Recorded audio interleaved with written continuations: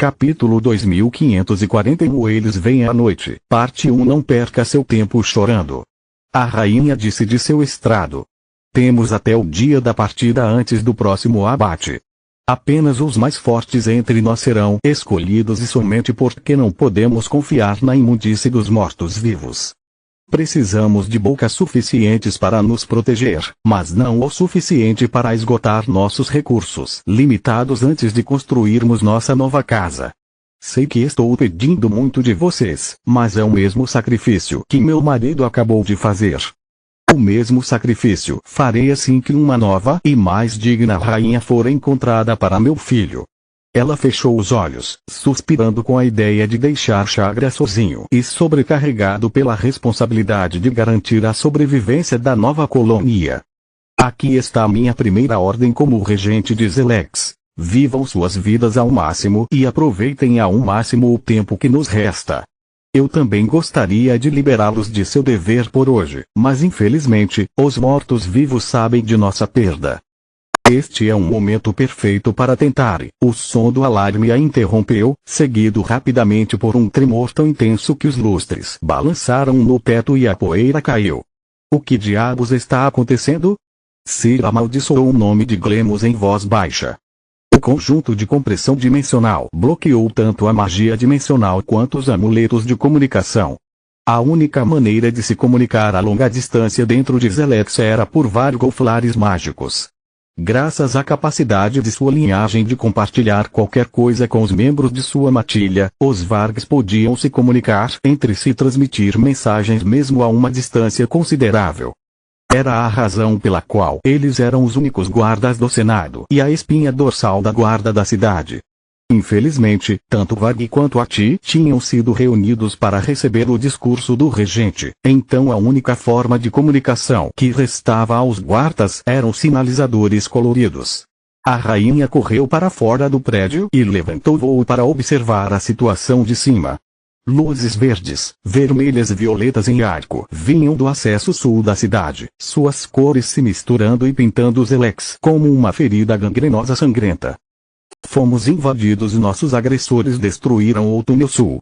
A informação se espalhou pelo elo mental para todos os Varg abaixo, mas apesar de sua rigorosa disciplina, eles permaneceram congelados no lugar. São realmente demônios? Um jovem Ati perguntou enquanto seu coração batia tão forte em seu peito que suas batidas furiosas eram tudo que ele conseguia ouvir. Os sinalizadores violetas deveriam ser uma piada interna entre as tribos de monstros. Uma relíquia de sua superstição passada que seu deus Glemos havia desmentido uma e outra vez. No entanto, eles agora iluminavam o céu da cidade e mais continuavam sendo disparados a cada segundo. Só há uma maneira de descobrir. Deixe uma unidade de elite para proteger o Senado. Todos os outros, comigo. Ver sua rainha avançar para a batalha e os fortes sentimentos que ela compartilhava com sua matilha os tirou disso. O pensamento de demônios não era mais tão assustador. Apenas proteger sua amada cidade e tribos importava. O único lado bom naquela situação era que o abate ainda não tinha acontecido. Ainda havia milhares de monstros prontos para lutar que não tinham escrúpulos em jogar fora suas vidas se isso significasse garantir o futuro de seu povo. Pelo menos assim a morte deles terá um significado. A rainha pensou com tristeza enquanto disparava acima dos pequenos edifícios e contornava os altos. Além disso, eu poderia usar uma boa luta depois de um dia como este. Derramar sangue deve fazer maravilhas para o meu humor. Quando ela chegou ao seu destino, seus olhos se arregalaram e seu queixo caiu no chão. A entrada sul ainda estava segura. Os guardas cercaram a passagem estreita entre o túnel e a cidade, tornando o número de agressores inútil. Graças ao treinamento rigoroso e à vantagem de campo, uma dúzia de guardas poderia segurar centenas de inimigos indefinidamente. Além disso, Cira não foi a única que notou os sinalizadores e estava ansiosa para descarregar sua frustração nos intrusos. Bray, o Xamã Orc, Rila, o Fomor, e Mkarn, o Traugen, chegaram à entrada sul apenas alguns segundos depois de Cira. Goblins, ogros e as outras tribos de monstros que não podiam voar levariam um pouco mais de tempo para chegar, mas o barulho de sua marcha frenética já podia ser ouvido à distância. Mas nada disso foi o suficiente para salvar a rainha do desespero que enchia seu coração. Porque atrás dos guardas da cidade que estavam valentemente repelindo os invasores, Cira podia ver um brilho prateado que não vinha de nenhum feitiço. Ela não via o luar natural desde o dia em que a rainha anterior enviou Cira à superfície para acelerar seu envelhecimento, mas ainda se lembrava vividamente. O túnel secreto não existe mais. O colapso o transformou em uma abertura que leva direto para a superfície. Ela gritou. Se não vencermos esta batalha e selarmos a entrada rapidamente, a posição do nosso refúgio será revelada. Isso significaria apressar-se com o abate, fugir deixando para trás a maioria de seus pertences e ficar à mercê completa das cortes dos mortos-vivos para sobreviver. As palavras da rainha lavaram o que restava do medo dos supostos demônios e fizeram o sangue das tropas ferver. Pelo menos até o luar ser engolido por uma maré negra que inundou o acesso estreito a Zelex, pisoteando os guardas mais próximos. Eles tentaram usar magia de água para pará-lo, mas o líquido escuro não foi afetado pela magia e continuou avançando. Somente quando os defensores foram empurrados para trás o suficiente é que a maré revelou sua verdadeira natureza, composta de corpos pretos e olhos brancos. As criaturas não tinham características, parecendo sombras esguias que ganharam vida. Enquanto lutavam com os guardas, no entanto, os monstros lentamente voltaram aos seus tatus caídos, enquanto as sombras se tornavam mais definidas. Aqueles que ferissem um Varg ganhariam uma boca cheia de presas brancas. Aqueles que lutavam contra um Balor ganhariam asas ou mais olhos, enquanto os Trolls enfrentariam oponentes cujo domínio sobre os elementos da escuridão e da luz crescia a cada segundo. Felizmente, o efeito do toque das sombras parecia ser apenas temporário. Assim que os reforços permitissem que os guardas na linha de frente se afastassem e tivessem um momento de descanso, a energia mundial do Geysermana preencheria seus corpos e restauraria seus poderes. Por outro lado, os invasores mantiveram as características que haviam roubado e ganharam mais poderes lutando contra uma raça de monstros diferente. Cira assentiu para Breirila enquanto invocava para si o poder de 100 Vargs. A Fomor espalhou seu relâmpago dourado para a rainha e suas tropas, dobrando sua eficácia. A habilidade da linhagem triplicou a destreza do Varg. Quando eles a passaram para Cira, ela foi triplicada novamente, tornando-a quase tão boa quanto o redemoinho da vida. O Xamã Orc, em vez disso, atraiu a energia do mundo para longe da abertura e a focou na praça. Dessa forma, a magia elemental seria selada para os invasores e aumentada para os defensores. Também servia para isolar o campo de batalha do resto da cidade e proteger as minas de cristal das flutuações de mana que magias poderosas poderiam induzir. Capítulo 2542 Eles vêm à noite, parte 2. Bray havia deixado um contingente de orcs para selar as minas e impedi-los de explodir a cidade. No entanto, se Cira fosse com tudo, eles poderiam não ser o suficiente. A rainha conjurou a magia de nível 5 do Mago de Guerra, Sol Furioso, em sua mão direita e a magia de nível 5 do Mago de Guerra, Tempestade Congelada, na esquerda, atirando ambos para além da entrada do túnel sul. O primeiro feitiço combinava a magia de fogo e terra para conjurar chamas violetas que transformavam o chão em lava derretida e desencadeavam o equivalente a uma erupção vulcânica.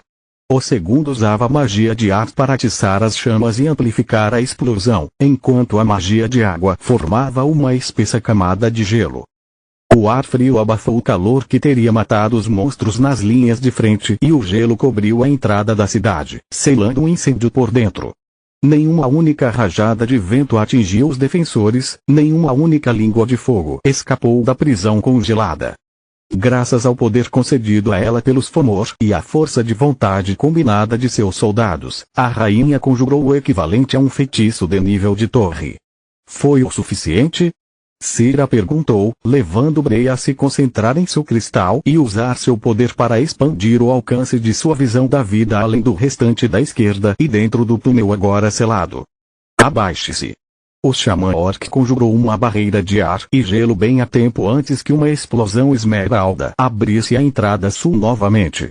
Fragmentos de gelo voaram para todos os lados enquanto a onda de choque dominava a barreira e fazia os guardas mais próximos voarem. Quando a poeira baixou, 3 criaturas humanoides caminharam pelo corredor desprotegido e entraram em Zelex. O da esquerda era um tanto feminino, com membros ágeis e chamas azul-violeta saindo de sua cabeça, semelhantes a cabelos. O da direita era um gigante humanoide com mais de 2 metros de altura, com braços mais grossos do que a maioria das cabeças e pés tão grandes quanto um balde. Ambos tinham 2 olhos brancos e nenhuma feições. Seus corpos eram ardósias pretas que ondulavam e fluíam como mercúrio. O do meio, por outro lado, parecia uma criatura de pesadelo.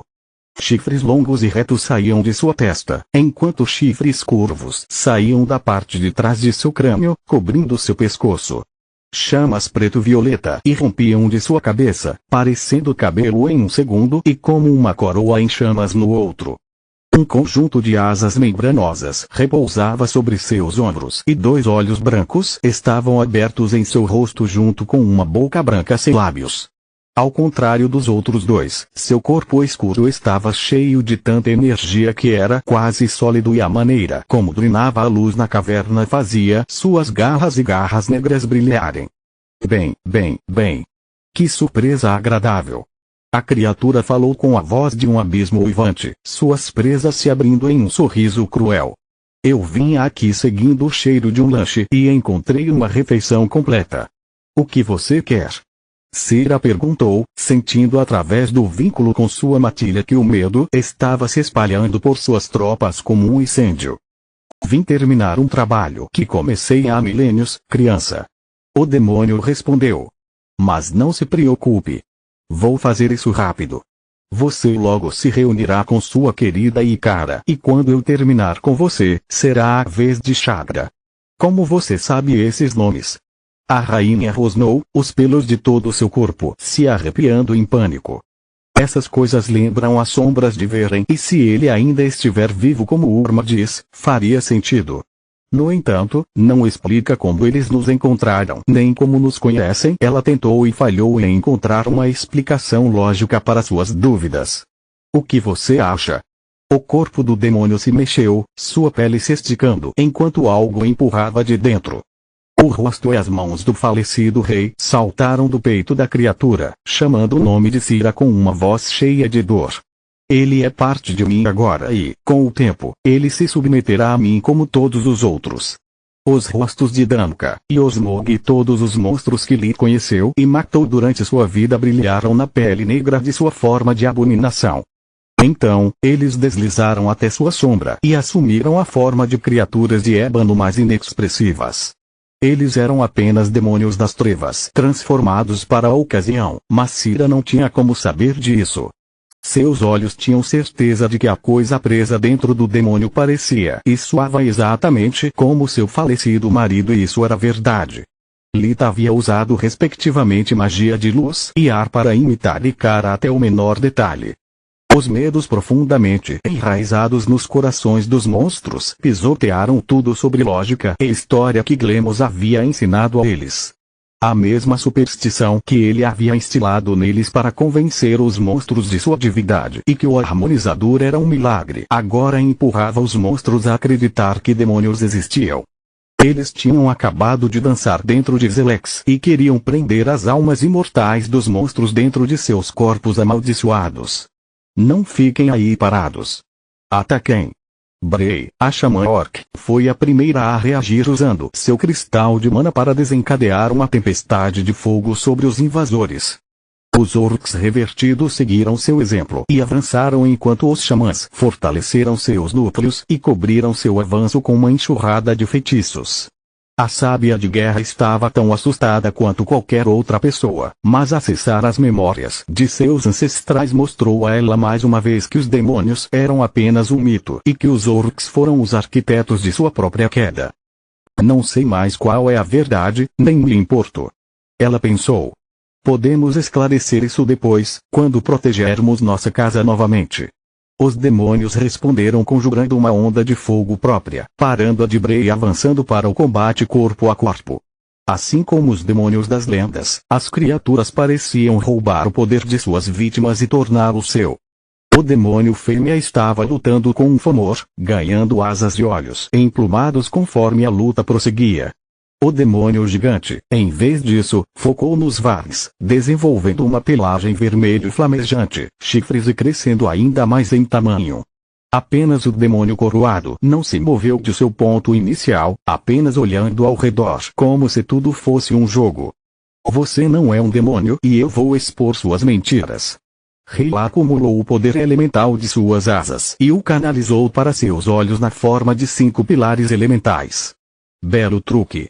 O demônio coroado disse rindo enquanto mais 2 pares de olhos se abriam respectivamente em suas palmas e ombros. Eles sugaram o ataque e os enviaram de volta junto com o 6º pilar feito de magia de luz. A Fomor congelou em choque, seu corpo se recusando a obedecer suas ordens.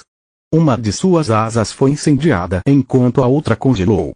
A escuridão atingiu seu peito, quase parando seu coração. Luz forte atingiu seu braço direito, quebrando as articulações no pulso, cotovelo e nível do ombro. O ar cortou sua pele e inundou seu corpo com raios, fazendo-a ter uma convulsão. A terra atingiu enquanto ela ainda estava paralisada, esmagando sua perna esquerda até virar uma polpa. Continua no próximo vídeo.